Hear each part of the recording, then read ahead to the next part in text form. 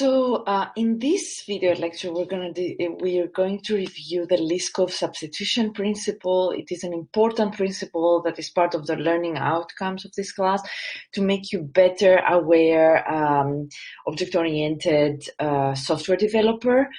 And we are going to give an example, and I will strongly recommend to look at the code example that is on OAKS, run it and understand it very, very well.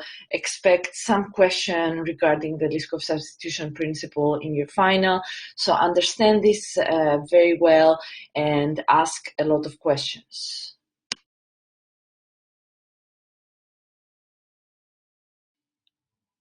So I'm going to start with the definition of the Liskov substitution principle and an example. I will give you a little bit of the history of the Liskov substitution principle. Barbara Liskov is a researcher, software engineering researcher, that is also a professor at MIT. And she's quite historic for computer science, especially women in computer science, because she's the only female that has won the Turing Award, which, as you probably know, is equivalent to the Nobel for a computer scientist. So a very important researcher to know about, Barbara Liskov, and of course for any software developer, because her research is related to software engineering and design.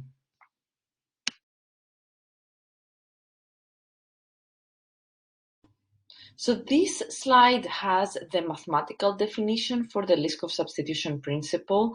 However, in the next slide, we're going to do something a little less abstract. I strongly recommend to read this very, very carefully, but look at the examples and try to understand, and also describe the substitution principle in your own words. So let's get to an example plus the definition.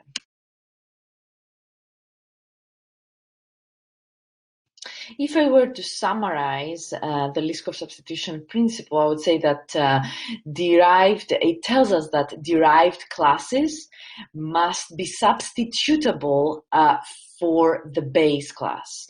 So you see here the base class, which we usually call also parent class, and the derived classes, and they must be substitutable for the base class without the operation of the code being changed or without logical errors happening.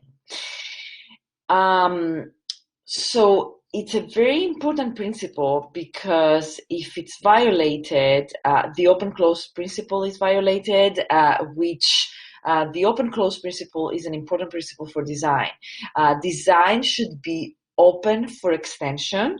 So we have a base class that can be extended with derived classes, but closed for modification, which means that the derived classes should not change the operation of the code, change the behavior of the code to be logical and wrong.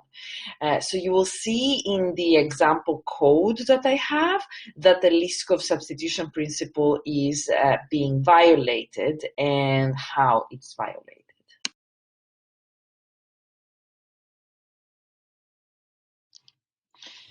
Okay, so the example code that I have posted on OAKS and that you will need to review has a square as a base class and a rectangle as a derived class. And they have an is-a relationship, a rectangle is a square, and then you are trying to use the square and the rectangle interchangeably, and you see that there's a logical error and of course a JUnit error happening, and they cannot substitute each other, and that is because the Liskov substitution principle is being violated and the behavior is not remaining unchanged. The open-close principle is also violated. So when you run this example, bear in mind, look at the behavior and look at what is being violated. And also a very important question to answer is, how would you design this code better to abide by the Liskov substitution principle?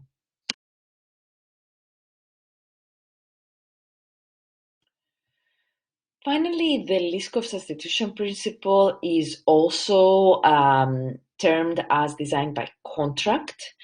And what that means is think about your operation contracts where you had preconditions and post-conditions.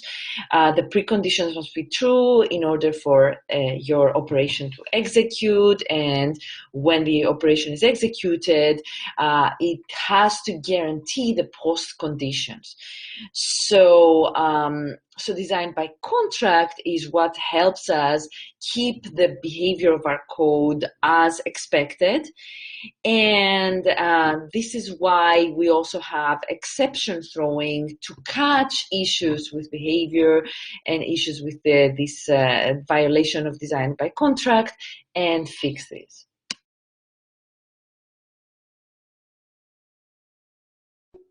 So wrapping up with the Liskov substitution principle, I will say that this article in the resources is required reading. You should read this to understand also the code that I've given you. And the paper, of course, is an academic paper. It is not required reading, obviously. But if you're more interested, and especially if you're interested in graduate studies in software design, that's definitely a good publication to read. And finally, I will remind to download the code from Oaks and run it and think about how you would design this better. Also, the article, the DZone article in the resources is addressing these things.